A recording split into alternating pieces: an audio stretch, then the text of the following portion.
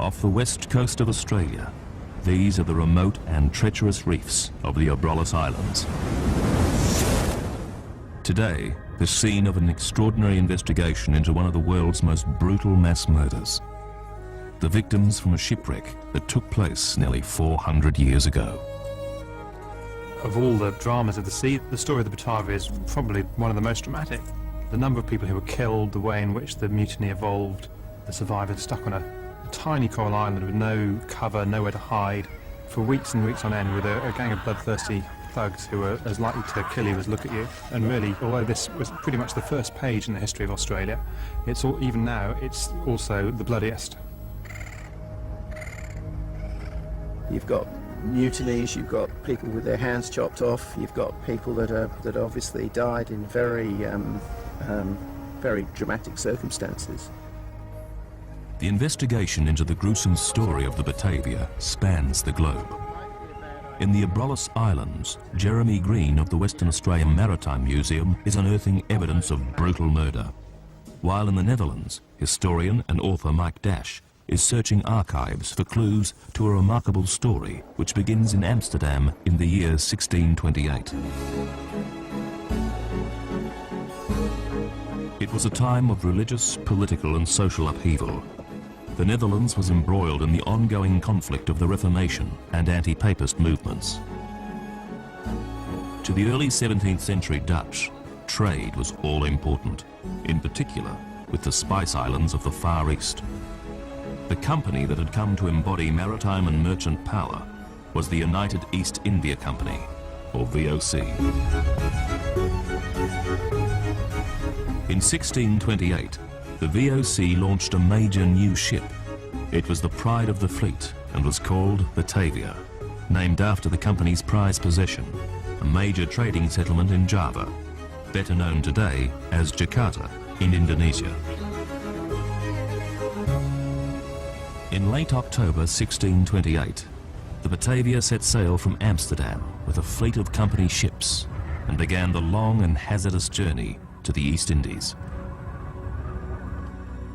In the Dutch archives, historian Mike Dash examines a crucial document, a journal compiled by the Batavia's commander, Francisco Pelsart. Pelsart's journals, which are the main source, have been published in both English and Dutch, and they're really quite a detailed source. They run to well over 50 pages of print.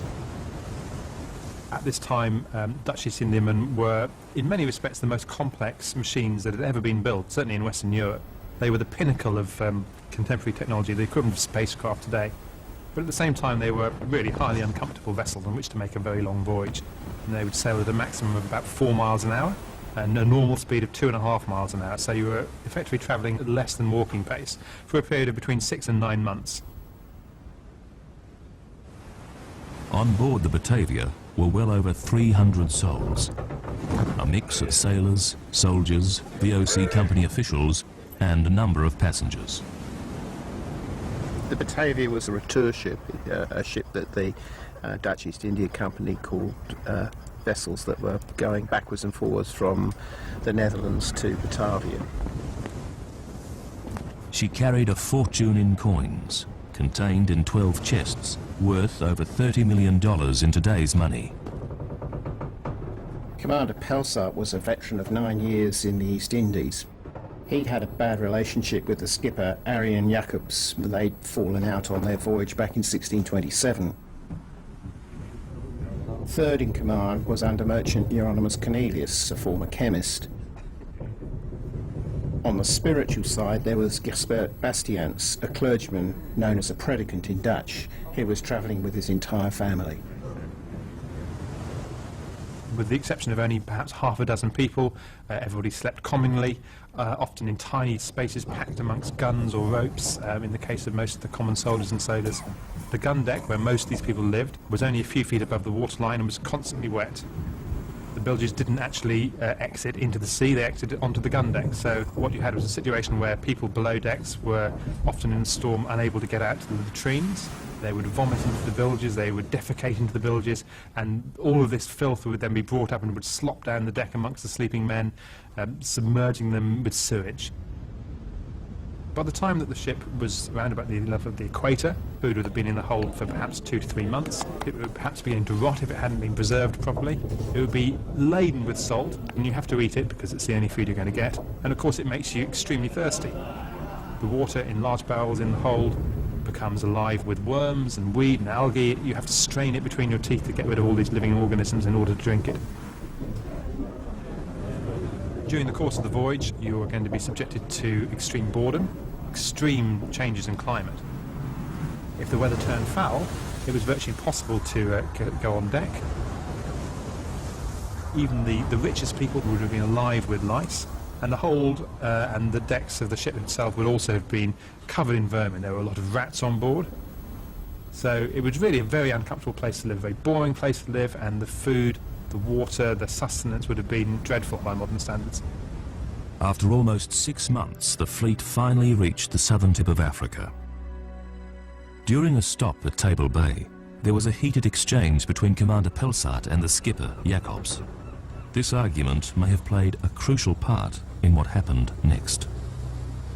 It's said in the journals that Jacobs became drunk and then boarded some of the other ships of the convoy, where he behaved himself, we're told, very pugnaciously. He had arguments, he had drunken rows with people, he had a fight with somebody on board a warship. When Jacobs returned to the ship, Pelsart upbraided him, and that was allegedly the inspiration for the mutiny. Jacobs then said to Cornelius on deck as they left the Cape of Good Hope that if only he was a younger man, he would do something about this great insult. Cornelius is then supposed to have replied, and what would that be? And that, of course, was where the Batavia Mutiny was supposed to have originated. Shortly after leaving the Cape, the fleet ran into a violent storm, and some say deliberately. Skipper Jacobs lost contact with the other ships. From 1611, the VOC abandoned the northern route to Java, using instead a course driven by the roaring forties of the southern Indian Ocean. To prevent wrecking on the great southern land, now known as Australia, the ships would turn north and run parallel to its western coast. According to Commander Pelsart's journal, after almost 7 months at sea, the Batavia was alive with subversive elements. One night, the mutinous resentment boiled over. Suddenly and brutally, the wife of a VOC undermerchant, Lucretia Yates, was assaulted. She was grabbed and smeared with excrement and filth. Unfortunately, Commander Pelsart was ill, probably with some form of tropical disease, and he failed to unearth the perpetrators. Tensions on board were reaching breaking point, but whatever mutinous plots were being hatched, fate was about to intervene. The night of the 3rd of June was clear and moonlit. Skipper Jacobs himself was on watch. Early in the morning, the account goes that the skipper thought he saw a reef ahead, and he called to the lookout to say, "What's that ahead?" And the lookout said, "It's the moon on the water," and it wasn't. In Pelsart's journal, he said, "I was lying in my bunk, feeling unwell, when I heard the rudder hit the bottom and the ship came to a sudden halt, throwing me out of my bed." So you can imagine a sort of, a 600-ton vessel coming to a very quick halt like that. It must be very violent.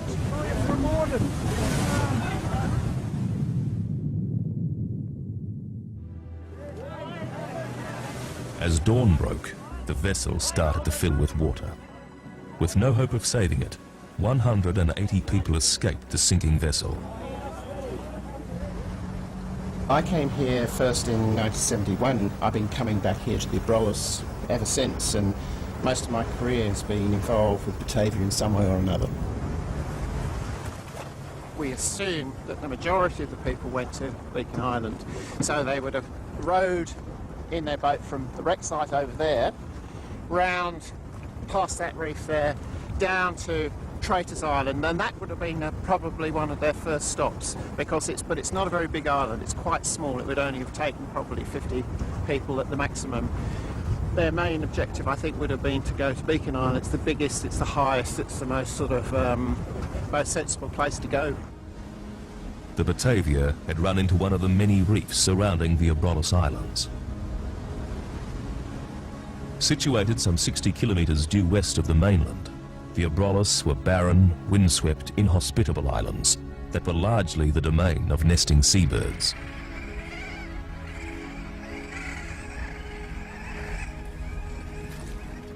Among the first survivors to land on one of the islands was the clergyman, the predicant Gijsbert Bastiennes, and his family. The tiny island was covered in sharp coral skeletons and had no fresh water at all. It was to become known as the Batavia's graveyard.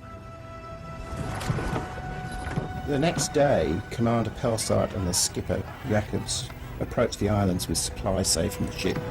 They were worried about being taken hostage by the survivors, and Jacobs persuaded Pelsart that their only real hope was to go and try and find water. So off they go to the mainland to go and find water. They sail along the mainland trying to find water. In this particular part of the mainland there isn't water, and they went so far north that they then decided to make a run for Batavia and try and get help there.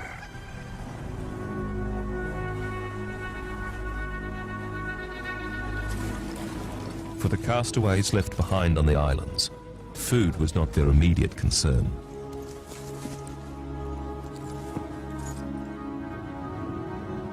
The waters surrounding the islands were rich with marine life, and there was an abundant supply of seabird eggs. It was the lack of fresh water that was most critical. Increasingly desperate, some took to drinking seawater and even urine. In those first critical days, 10 were to die of thirst.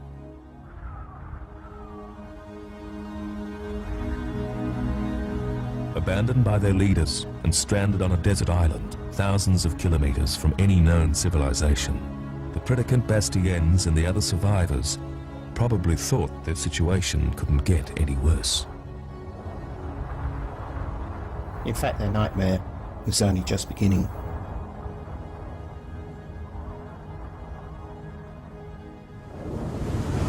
The undermerchant Hieronymus Cornelius was the most senior person left, but he was still on board the ship, and the ship was beginning to break up. 40 people had already drowned crossing from the ship to the islands, and he waited till the very last moment before abandoning ship. For 2 days he clung to a spar before he was washed up onto the island where the other survivors were.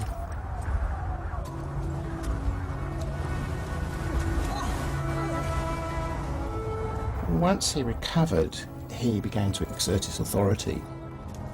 There was the very critical move of moving Webby Hayes and the soldiers off this island. They were disarmed and they were sent to search for water.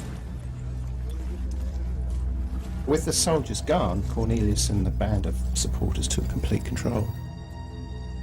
Those not considered useful, typically the women and children and the sick or weak, started to disappear.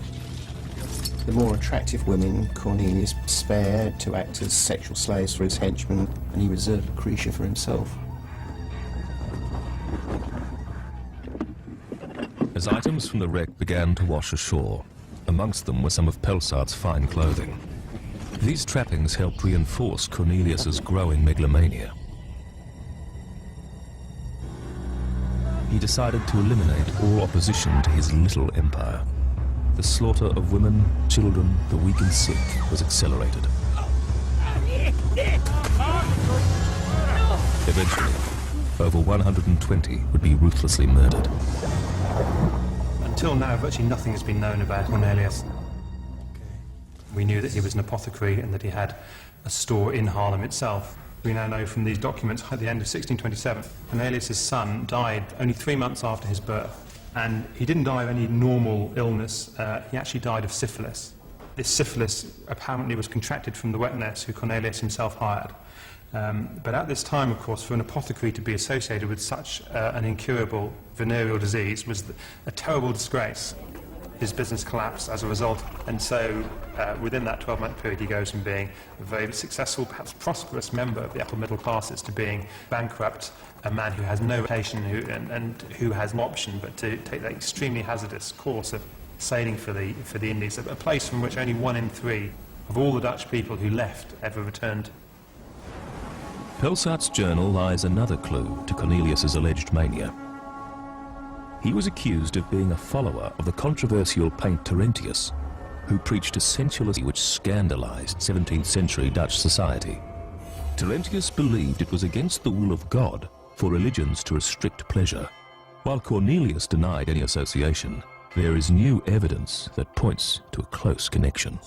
One of the most significant finds has actually been the document where he effectively declared his own bankruptcy, which is witnessed by two men who we know were friends of Terentius. And for those men to sign a document of that sort of import suggests that they were very close to Cornelius. We know also that they were close to Terentius, and that is the best evidence that we have that Cornelius and Terentius knew each other, and perhaps that Cornelius was influenced by Terentius's views. Cornelius believed his actions were inspired by God and could not be evil. Shipwrecked on a desert island half a world away, it was a license, literally, to get away with murder. We have a man like Geronimus who, quite possibly, from a clinical perspective, was a psychopath. If the idea fits into his mind that it would be wise to kill 120 people to ensure that food supplies don't run out, that seems to be not only justifiable but actually ordained in a very real sense to him by God.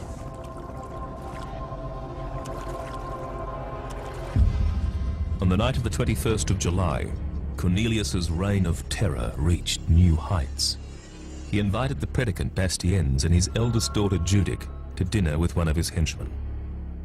While they ate, the rest of the clergyman's family, his wife and 6 other children, brutally butchered and their bodies thrown into a hastily dug pit.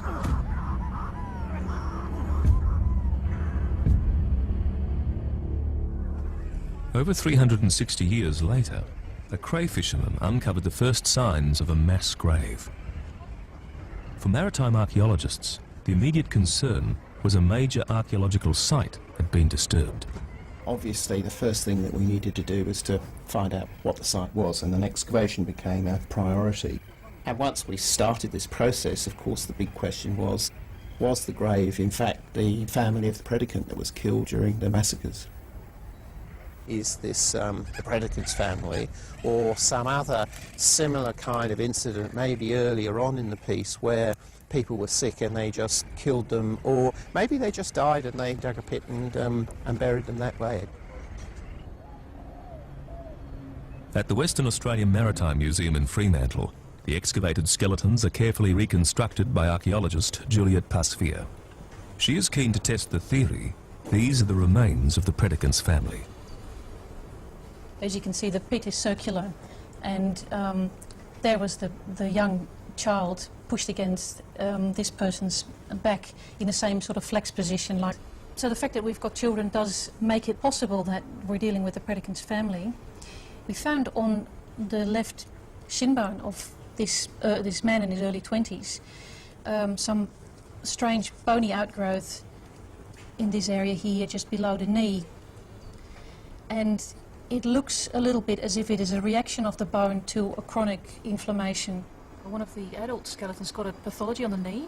Right. With one of the bones offering a vital clue, Juliette consults a database with descriptions of victims. Can you maybe try something a bit more specific, like limping? Limping, well, I can try. Yeah. The investigation points to the identity of victims other than the predicant's family. He's a carpenter. Yeah. Can you look at other people be killed on the 12th? Pasveer van den Ende. He was the gunner. But with only 5 skeletons to examine, Juliette's investigation proves inconclusive. She is not convinced they have uncovered all the possible victims in the pit. The reason? A still unexplained feature.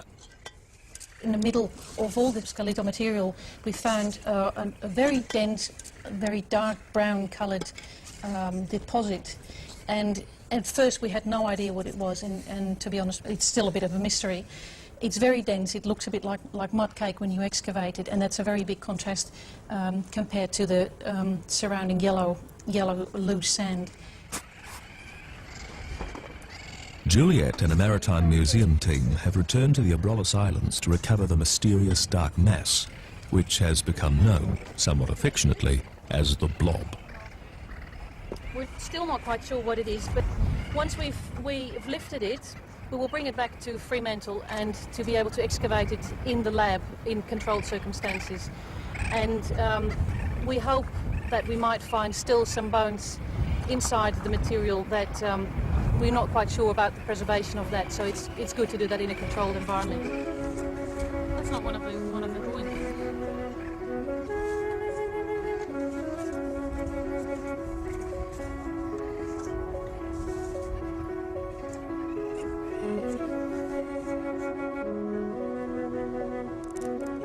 As part of the current investigation, the maritime archaeologists want to discover how the Batavia victims actually died, and have asked a police forensic scientist to analyse the skeletons.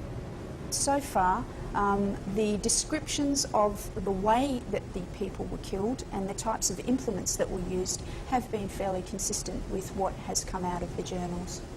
This particular person was a male. You can see here on the apex of the skull that there is this, what we would call in forensic terms, sharp force trauma, and it appears to have been caused by a sharp-bladed instrument. What we can tell from this particular wound is that the individual was probably facing the assailant at the time of the attack, and the assailant was probably a right-hander.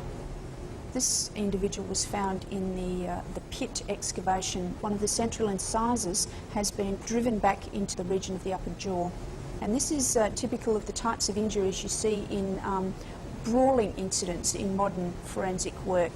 The rest of the individuals had little evidence of trauma or cut marks, some of them having absolutely no visible wounds at all. Of course, these individuals may have been dispatched by manner of a cutthroat or having been drowned. So we had a variety of scenarios here of how these people were being killed. There's a reference to a morning star being used. There's references to people being decapitated, being run through with a pike, drowned. I mean, I think you pretty got almost every conceivable way that a person could have been done in them. All sorts of any method that was available, really.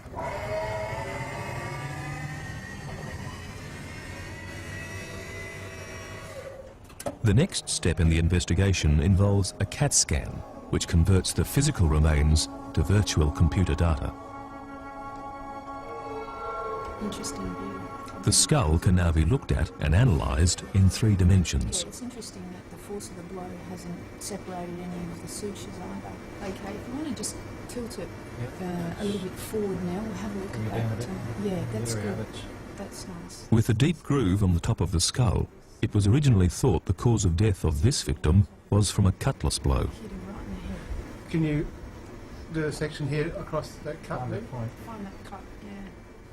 The forensic science team uses the scan to test this hypothesis, and the results are surprising. Not as deep as you thought, actually. No, it's not, interestingly. Certainly not as extensive, and certainly would not have been enough to cause the death of the individual. On the trail of other clues in the Netherlands, maritime archaeologist Robert Parthesius has tracked down a direct descendant of the predicant, Bastiennes. I know the stories, I know the families. So, for me it is important. It's not for Mrs. Bastiennes is shown pictures of the victims, who may be her relatives. Yeah. But the youngest was Roland. Yes, and he was Yeah, six years old, yeah, I see. For me, very hard to realize that it is my family. And yeah, it's sad. With Mrs. Bastiennes directly descended from the Batavia's predicant down the male line, vital DNA comparisons with the bodies in the pit are not possible. She is, however, concerned about what is done with the remains. But what to do with the skeletons? Must he bury it again? Must he cremate it? I don't know. Maybe I can have a little bowl. Yeah, I don't know. The finger or so. What does that mean for you? Yeah, take it with me. Take it with me.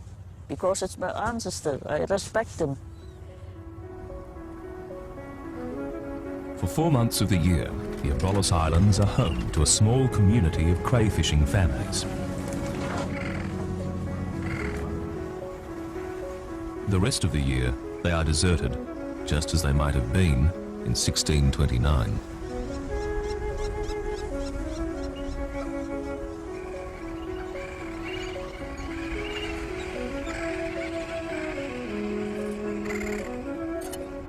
As the dig continues, the maritime archaeologists decide to use a ground-penetrating radar. Evidence of ground disturbance could indicate encampments or graves. The work will be no easy task. Due to centuries of burrowing, nesting seabirds, the soil is soft and treacherous underfoot.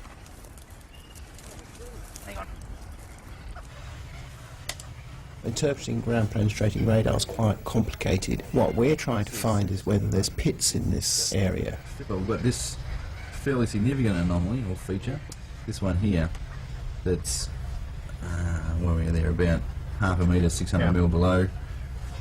Once we get going in this area, we've got another one here. Yeah. And again, they're about that 500, 600 mil below. Results look interesting. We're finding that there are anomalies. We have to do archaeological work to determine what those anomalies are. With temperatures rising to over 30 degrees centigrade, the mysterious blob has to be kept damp to avoid it drying out and cracking. But it's not just the blob that might contain vital clues. Every fragment of material excavated around it must be carefully recorded and scrutinised.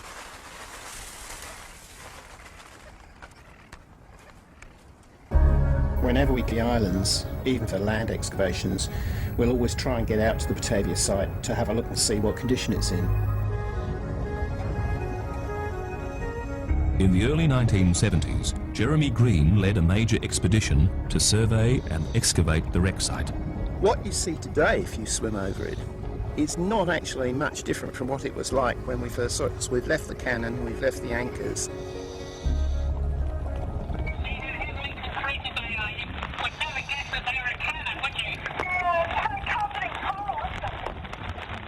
The team was interested to track the underwater movement of artefacts from the wreck, and dummy artefacts were placed on the site. To check on the experiment's progress, Jeremy and the team visit an area on the other side of the reef.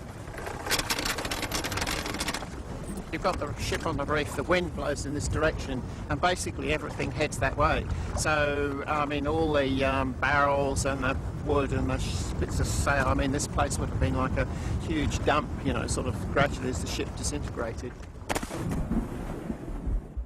We're trying to find out how fast these artefacts come over the top of the reef, what sort of conditions it is, and how far they travel.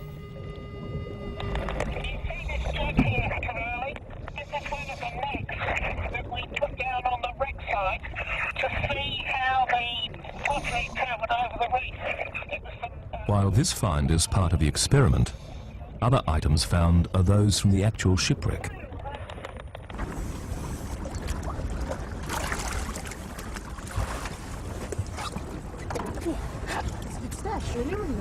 Yeah, God. What a lot of stuff. That's the Coxcrews jar. Yeah. That's quite unusual for this site. This chemist's jar could have belonged to Cornelius himself. What we've been finding today, all the bits and pieces that got washed over and got broken in the process, of ceramics, bricks, little bits of Bellamingo, things that survive well in the waters. A critical moment has arrived. On a pedestal of sand, the blob is ready for removal. I think everybody will be sitting here holding their breath for the rest. You pull the crank in. It's an anxious time. The slightest mistake could damage this important find. Okay. It's okay, it's okay. Moving colonies together.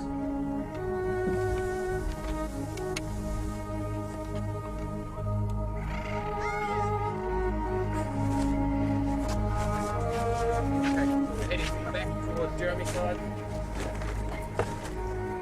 Hang on.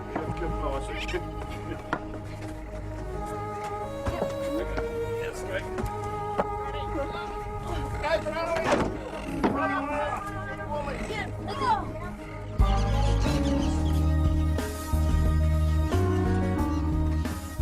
Carefully packed in foam, the blob will now travel over 500 kilometres by boat and road to the Maritime Museum in Fremantle for further excavation.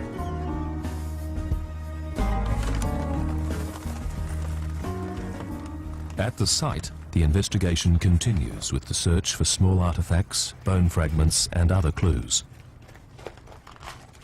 With a vast quantity of material to sift through, the team must remain totally focused. Even the smallest piece of evidence. This is West Wallaby Island. Here, an opposition force to Cornelius's reign of terror was established. The soldiers Cornelius had sent to look for water were led by a resourceful mercenary called Webby Hayes. When Hayes and his men found fresh water on West Wallaby, they sent a smoke signal to the other survivors. Hoping they would have died searching, Cornelius did not respond. Hayes and his men managed to live off the land, feeding themselves with birds' eggs and slow-moving snakes. They also caught tammar wallabies, a sort of small kangaroo. And perhaps even more significantly, the soldiers also constructed stone shelters. you see it's two rooms. Okay.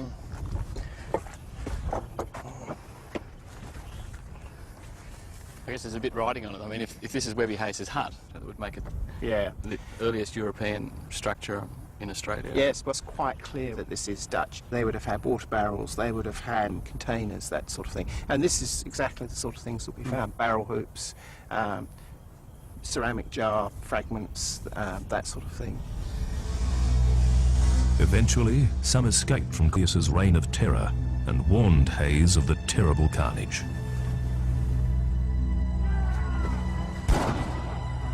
On the 27th of July, Hayes and his men were attacked, but they were ready. With improvised weapons and stones, they drove off their attackers. After 4 weeks at sea, Skipper Jacobs had achieved a remarkable feat of seamanship. With Commander Pelsart, he had reached Java. On reaching the Batavia citadel, Pelsart had an immediate audience with the Governor-General, Jan Pieterszoon Cohen. Pelsart would have been terrified. He had lost his ship and a large quantity of company valuables, and Cohen had a reputation for being merciless. He already had had Jacobs arrested for wrecking the ship. Pelsart, however, was lucky. A VOC motto was "Jesus is good, but trade is better," and the company needed him to find the wreck to recover its fortune. He was given the ship Sardam and ordered back to the Abrolhos Islands. But without the expertise of jailed skipper Jacobs, Pelsart spent crucial weeks searching for the wreck site. On the 1st of September, Cornelius sent the much-abused predicant Bastiennes to try and trick Webby Hayes.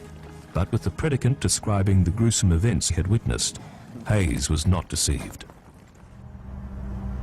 The next day, relying on his powers of persuasion and senior rank, Cornelius met with Hayes in person. It was a serious miscalculation. Warning, Hayes took the outraged undermerchant prisoner.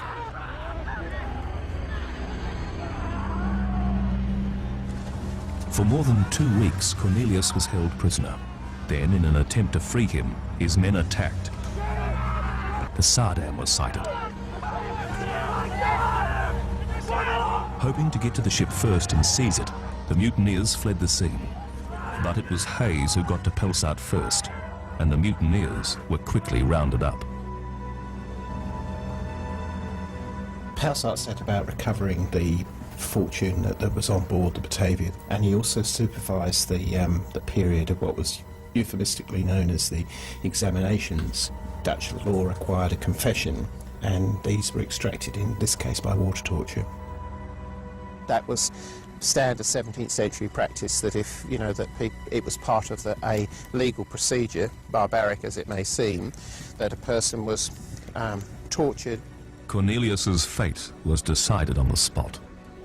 These are summaries of the main sentences which were given later, and you can see... In his journal, Pelsart recorded Cornelius's condemnation. The sentence says that he shall be taken to a place of security, he'll then be taken to the gallows, and prior to being executed he'll have both his hands amputated.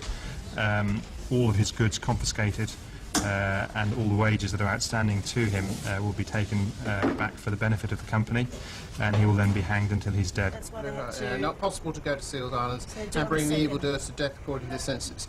Jeremy and Assistant Museum Curator Karaili Suter plan a survey of one of the islands, reputedly the scene of the executions. Gallows. So you'd actually head out this way.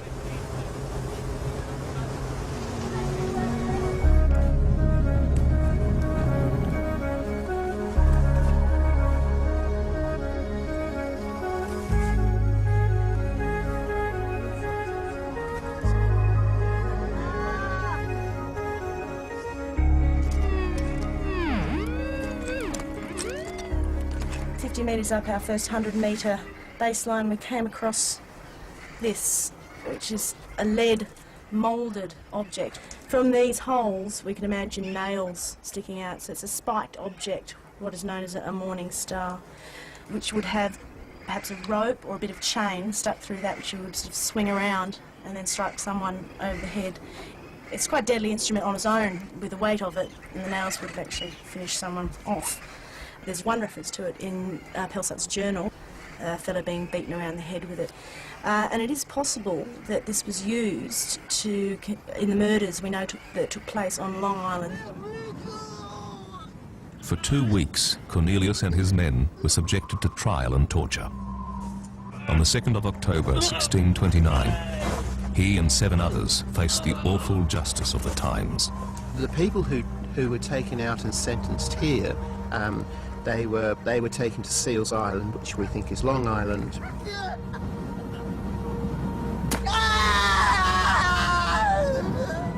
Cornelius had both hands chopped off, and he was then hung. The other mutineers that were executed had one hand chopped off, and were hung.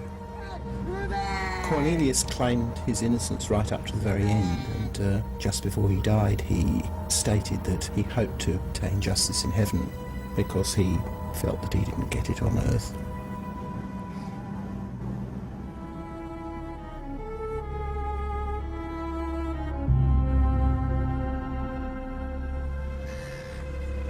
Two of the mutineers Pelsart spared, ordering them to be marooned on the unknown mainland. Others were not so lucky. When they reached Batavia, they were retried, tortured, and executed. But the curse of the Batavia continued. The skipper of the Sardam drowned trying to recover the company's valuables. Lucretia arrived at the Batavia settlement only to hear her husband had just died. The following year, Pelsart, a broken man, also died, while the predicant Bastiennes remarried in 1631 only to succumb to dysentery 2 years later, and the Batavia's skipper Jacobs was last heard of, rotting in jail and facing likely death.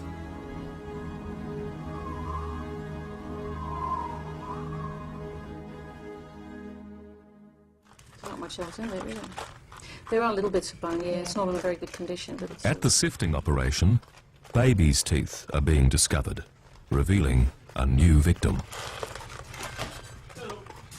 Oh, we might have another individual in the grave. Really? Yeah. Is this from the profile? No, this comes from underneath the log. Oh, does it really? We just keep pulling out teeth, baby teeth. Was the 5-year-old, did that have teeth? Yeah, it had. Well, we've made a bit of a comparison. This is what I got from the database, what we have in the museum of the 5-year-old. And we're getting teeth that, you know, are already present in Another there. set. Yeah. And it looks like they might be younger. This clearly looks like I've lost my bottle of wine, doesn't it? Not yet. Not yet. Not yet.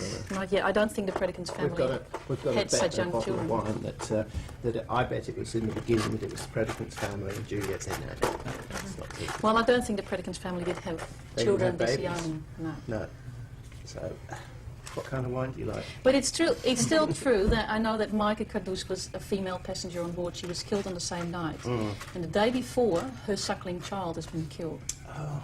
So there we go again. The only problem is still we've got 6 individuals now. Yeah. But the grave should contain at least 9. The pit is in one of the crayfishing family's backyards and must be returned to its previous condition before the fishermen arrive for the coming season.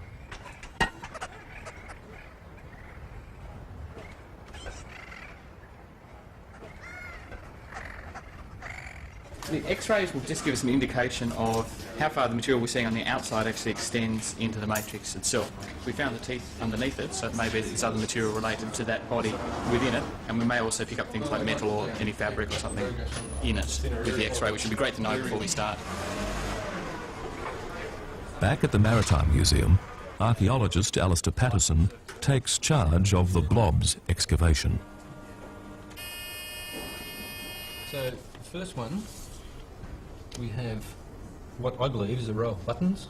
Absolutely. And there's another two down here. Fantastic. Oh, And look at that. Yeah, there's even a you can loop see there. it. It's those high ones, they're the same. They're buttons. The X-rays reveal the blob does indeed contain artefacts. 2 rows of buttons are clearly visible. While other features are less defined, there could well be more bones. That's amazing. Right. It's a very small area and there's not much in here. With the plan being to excavate the blob completely, great care must be taken not to miss or damage artefacts or bones. So that's a good place to start.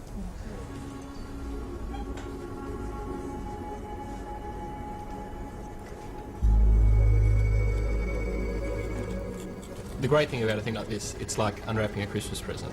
Slowly, very slowly. Everything has to be recorded along the way. So in that sense, I guess it seems patient.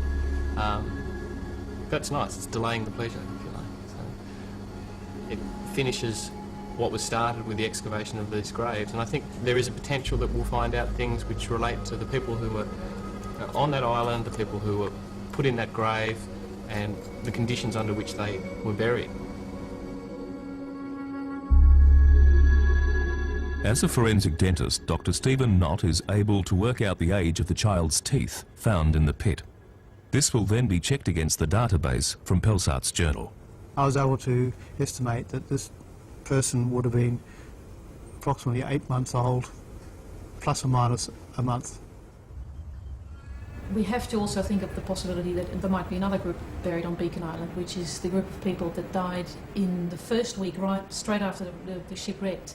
At the University of Western Australia, a powerful electron microscope may provide new clues. It's the tooth, the biting surface. So what we're looking at is the area... Due to the environment of the Abrolhos Islands, those who survived any length of time would almost certainly have consumed food with grit or sand particles, causing minor but identifiable scratches on their teeth. Yeah, no, this will be a challenge. You'd rather we didn't cut it in half, I take it. No, 5 months. This one here is very smooth as we talk. If scratches are found, the victims are unlikely to have died early on. With the predicant's family not murdered until 7 weeks after they were shipwrecked, scratches will lend more weight to the predicant's family theory. I've labelled that juvenile upper. If you look in this area here, and we come to the magnification, so this is 100 times. Look at that, that's huge. The size of that score. You also have a good view of very this thin one as ones. well. The results revive the possibility that the predicant's family has been found after all. That may well prove your, I hope so. give you the evidence.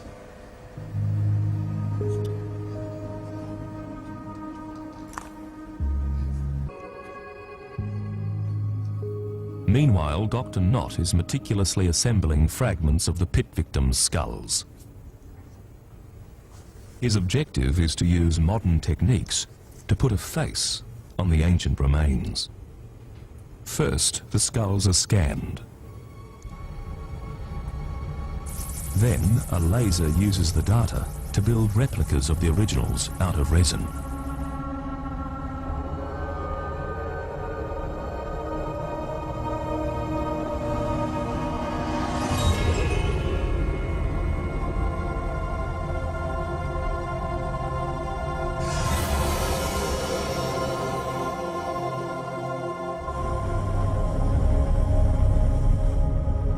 Wax is used to recreate the midsections of the skulls.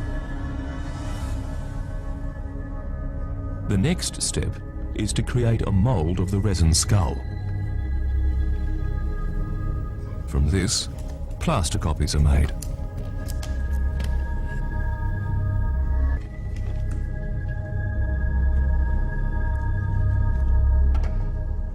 I'm just wondering whether it wouldn't be a bad idea to leave perhaps a proportion of this unexcavated. And At the Maritime Museum, the archaeologists are having second thoughts about completely excavating the blob. I think when you're dealing with essentially a unique object, then I think it would be worthwhile leaving some behind. So I think it's a good idea. It's a matter of figuring out... We have one major mystery that still remains. Just how old is the blob and what is it? Does it date from 1629 or is it something more recent? To try and solve this, we've sent samples to the Centre for Isotope Research in Groningen in the Netherlands, so carbon dating tests will try to determine its age.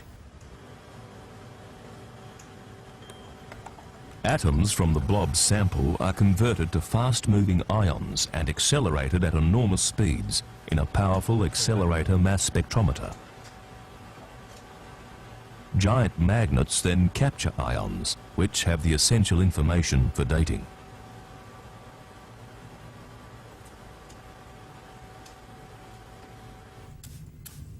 Meanwhile, back in Australia, the faces from 1629 are starting to be revealed.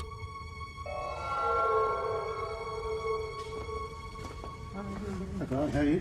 Good. Oh, these Good. look fabulous. Fine. Aren't they? Oh, my goodness. The reconstructions put a human face on the terrible Batavia tragedy. And there's news of the tests done in the Netherlands. All indicate these are the carbon dates that we took from within the blob on the black material. Oh, So yeah. they're not on the bone or anything like that. It's just the matrix of the blob, and they would all indicate a post-1950 deposition. 1950? Yes. So the blob itself. The blob itself, as a form, has originated in the recent past. Oh, right. The information on the blob is unexpected, as are results from a new study on the skeletons from the pit. It's not going to be the predicants family in that grave. On what evidence? Well, the age profile of the 7 individuals, and also the research into the form of the actual skeletons as well. They've lived lives which wouldn't indicate the kind of lives that the predicant family may have lived. Yeah. I think I lose my bottle of wine. I bet with Juliet that it was. I thought it was the predicant's family to start off with. I suppose the interesting thing is that the whole of this project raises more questions than it sort of answers. I mean, that's the fascinating thing about it. It's not the predicant's family. Who is it? And what is the story of the blob and that whole business? I mean, lots of new and interesting things, lots of new questions, which is exactly what you expect from archaeology.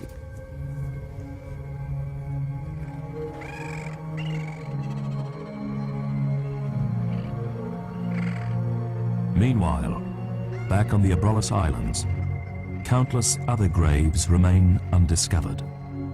Amongst them, the predicant's family. The mystery of who lies buried here will remain for future generations to solve.